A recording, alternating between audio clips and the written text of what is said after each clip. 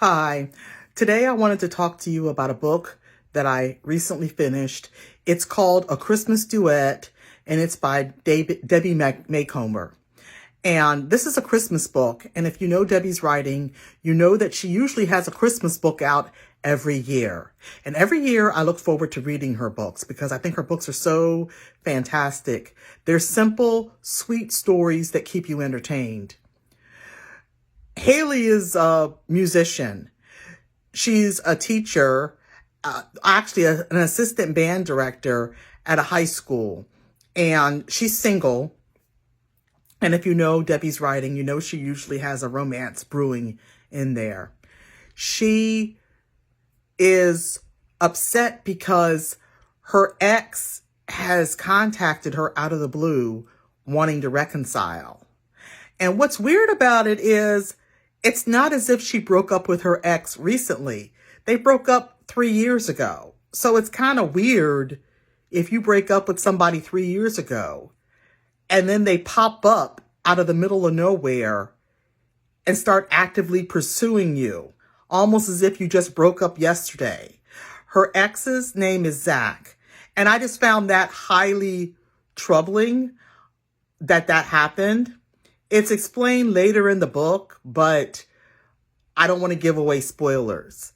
But what was also troubling was that Zach knew that Haley, that's the main character's name, Haley, she doesn't want to get back together with him. So they used to be really close, and so he knows her family. So what he does, he goes to her mom behind her back to try and get her mom to get on his side to convince Haley to actually, give him another chance. And so, of course, the mom is on board with this, which I found was strange too. The mom wants Haley to reconcile with Zach because she wants grandchildren. And that's something I've noticed in books and movies a lot. There will be a grandparent wanting grandchildren and they don't really see anything else. Do you know, I'm just saying as an aside, this came to my mind just now. Do you yourself crave grandchildren like so much that you're willing to overlook someone else's faults just because you want a grandchild? It's a pattern that I see in different forms of entertainment, but I didn't know how realistic it was. I know my parents never said anything about wanting grandchildren.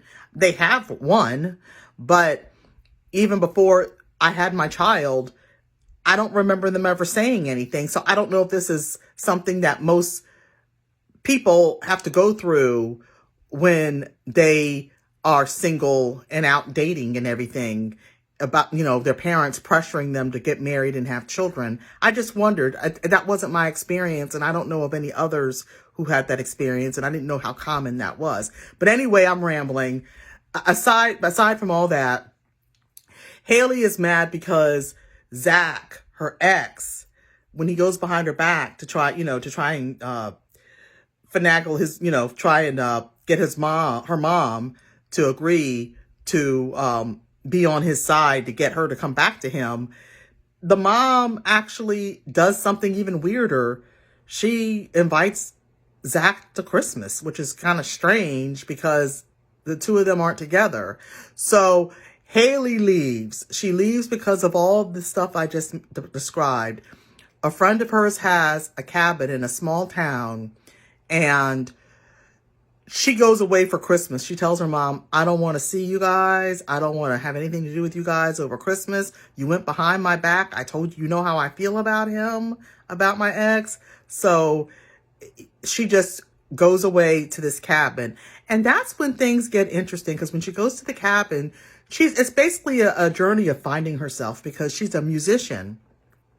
She's always written music. So she just wants to take this time to relax and unwind and write some music. She wants to spend a nice, quiet holiday alone. So she meets somebody at this small town. So she does meet somebody, and sparks are going to fly between her and this other person. So that's very interesting as to what happens after that, because she's in a cabin and, Her family doesn't know where she is, but things get interesting later on in the story. I highly recommend this book if you want a nice, sweet Christmas romance that's not, that doesn't have a lot of drama. I mean, there's some drama, but it's not really heavy. It's just a sweet, short, simple story that you can enjoy during the holiday season, and I highly recommend it. And on top of that, if you like wonderful Christmas stories, sweet Christmas stories, then you should give mine a try. I have Loving Luke. I have several. I have Loving Luke, Cinnamon Kisses, Sugar and Spice, and Rocky Road Dreams. And I have a fifth Christmas book entitled Butterscotch Bliss.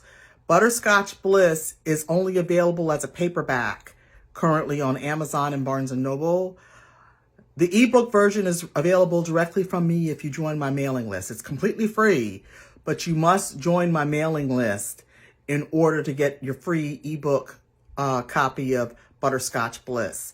And so many of the people on my mailing list have told me how much they've loved that story. So I've got 5 Christmas books that you can check out. You'll love them. Check the reviews on Amazon. If you want to know more about the books, just go on to Amazon and read, about them. I'll tell you about this one. Is my favorite. Is Rocky Road Dreams. And it's about a man named Kyle. He's an identical twin, and he's an alcoholic, and he's alone for Christmas because he lost his job, and now he's on a hiatus from his job. He lost his job, and he's looking for another job, and he's always had a crush on a woman named Melanie when he was younger. Now he's reconnecting with her as an adult. He rents a beach house right across the street from where she lives, but Melanie is going through a lot. She has her own health food store, and she couldn't really fund her own store herself. In order to fund her health food store, she had to make a deal with her uncle. Her uncle agrees to fund her health food store as long as she mentors Chloe, her 21-year-old juvenile delinquent cousin, for lack of a better word. Her cousin has a lot of problems, and she's enlisted by her uncle to help her cousin, and things blow up when she starts taking care of, when she starts trying to mentor Chloe. It does not go very smoothly, and Kyle lives across the street. So when things blow up, he's there to help her, but things progress, and she finds out more about Kyle, things that she didn't know about him.